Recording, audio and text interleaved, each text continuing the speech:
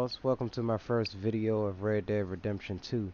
Today I'm going to be showing you the location and how to break a beautiful superior Arabian horse. This horse is an electric white or glacier white in color, and it has a handling characteristic of elite. The location here is on the map. It's just northwest of Lake Isabella, which is in the Grizzly West mountain range, just northwest of Valentine. So I'm gonna get up here and show you where I found this horse and what I had to do to get it. So sit back, enjoy the ride, and I'll be back with you in a moment.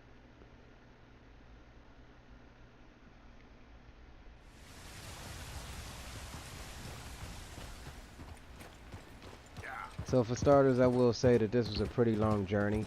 I think that it took me about an hour and some change to do everything.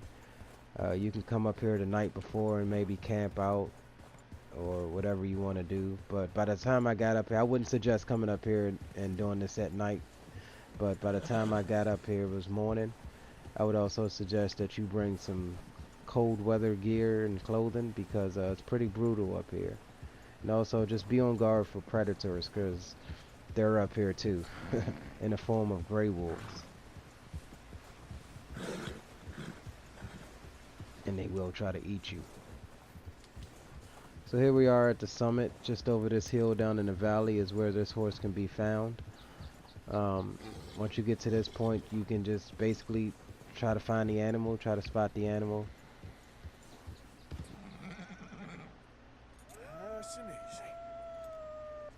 And here we have some gray wolves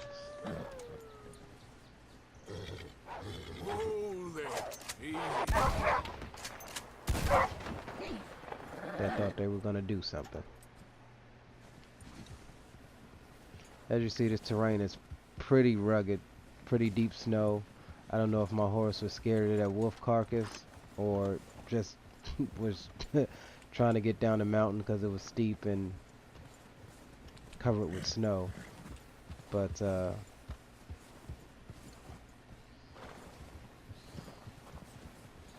there she is.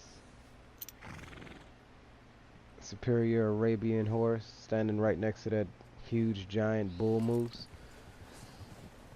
Basically at this point, now that you located the animal, you want to just take your time and move in. Try not to scare the animal off because she will haul ass. And then you gotta, track her down again. But if you can see over in the distance, there's two more gray wolves. So right now my main priority is to hurry up and get over there because I don't know if those wolves are going to try to attack that horse, which will make my job more difficult, which they did chase that horse up the mountain, which is why I haul ass over there at this point to neutralize the threat.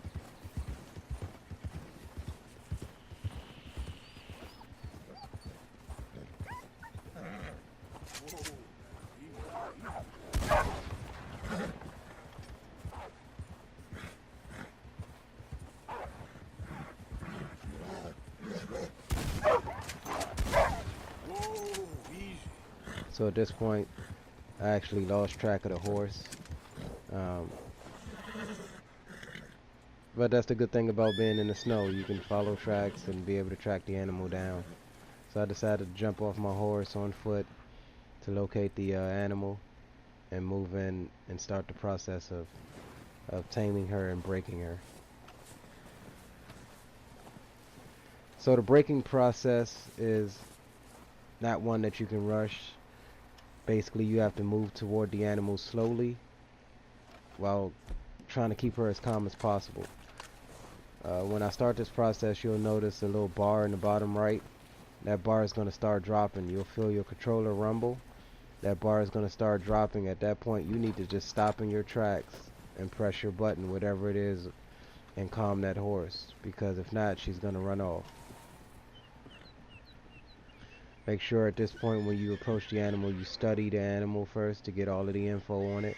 And as you can see there, she has pretty good speed and acceleration, and her handling is elite. Easy, girl. And that's what we're going for.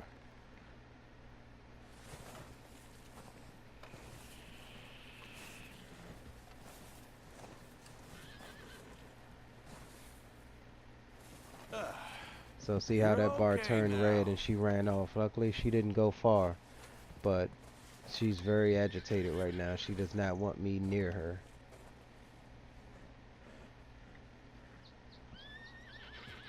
So your approach has to be very slow with a horse like this. This horse is going to be harder to approach. Maybe lower levels of horses may be easier and you can move in faster, but I decided to take my time and just approach this horse slow. I didn't want her to run off. Alternatively, another method that you can use, as you see I have a lasso in my hand, you could get close enough to the animal and lasso the animal and be able to keep control and reel it in, or walk yourself down that line and be able to get close enough to mount the horse. I opted not to go that method because I wanted it to be as natural as possible. I wanted to have more meaning when I got this horse broke. Okay.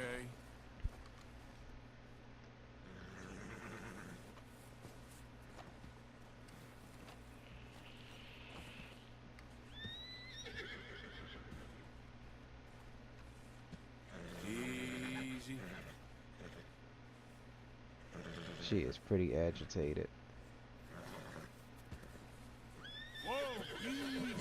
I definitely thought she was gonna kick me in my fucking jaw there.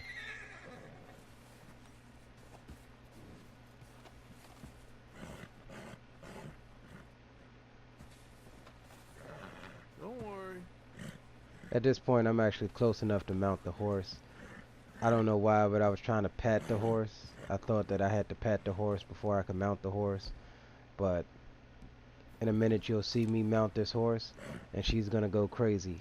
At that point, you're gonna want to hold your left stick down, and using your right stick, you're gonna want to maintain your balance. Whichever way the horse is bucking, you want to push that way to keep your balance, or push the opposite direction. Which in this case was kind of difficult for me to see because during this process she kind of went into trees, and so it was just dumb luck that I didn't get thrown off.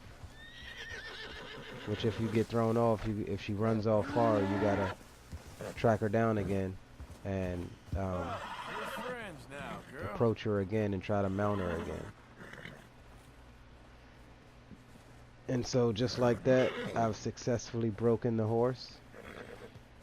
Now it's worth mentioning that you can't just take off and start at a full gallop. You have to work the horse up. The horse is not going to want you to push it that hard because it will buck you off and run off.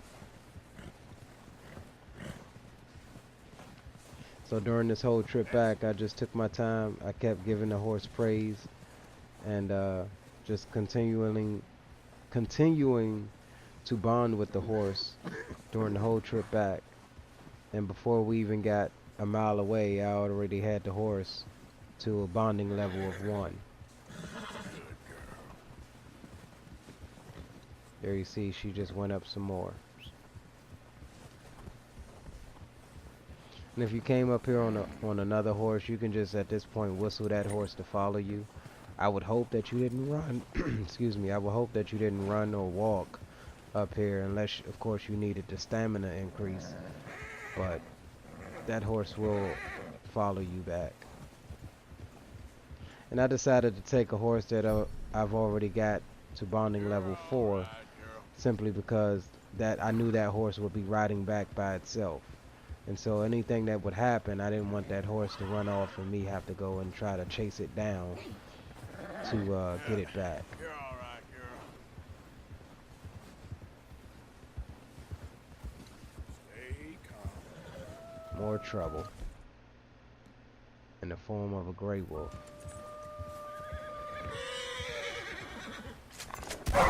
Easy, girl.